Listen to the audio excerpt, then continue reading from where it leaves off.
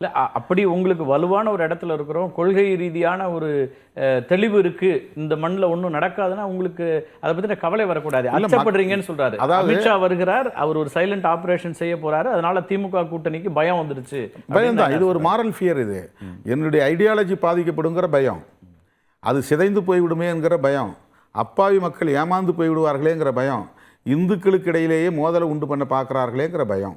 தமிழ்நாட்டு மக்களுக்கான களம் என்பது அவங்க நாங்க இங்க வளர்ந்தோம், நீங்களே ஒத்துக்கிறீங்க பாஜக வளர்ந்துருக்கிறது, அப்ப அது ஒரு வளர்ந்திருக்கிறது என்கிற ஒரு தோற்றம். ஏன்னா அவங்க அதுக்கு அடித்தளம் அமைத்து கொடுத்தது அதிமுக தான். அது அதிமுகவுடைய வாக்குகள் தான் அங்கே டிரான்ஸ்ஃபர் ஆகிருக்கு. பாமகவுடைய வாக்குகளில் கணிசமாக அந்த பக்கம் போயிருக்கு. கூட்டணியில் இருக்கக்கூடிய கட்சிகளுக்கு எல்லாத்துக்குமே இந்த பாதிப்பு ஏற்பட்டிருக்கு. அதாவது பாஜகவோடு கூட்டணி சேரக்கூடிய தோழமை கட்சிகளில் இந்த மாதிரியான பாதிப்பு இந்தியா முழுக்க இருக்குது. இந்த மதவாத உணர்வுகளை ஊட்டி விட்டாங்கன்னா நிறைய முக்கியமான புள்ளிகள் எல்லாம்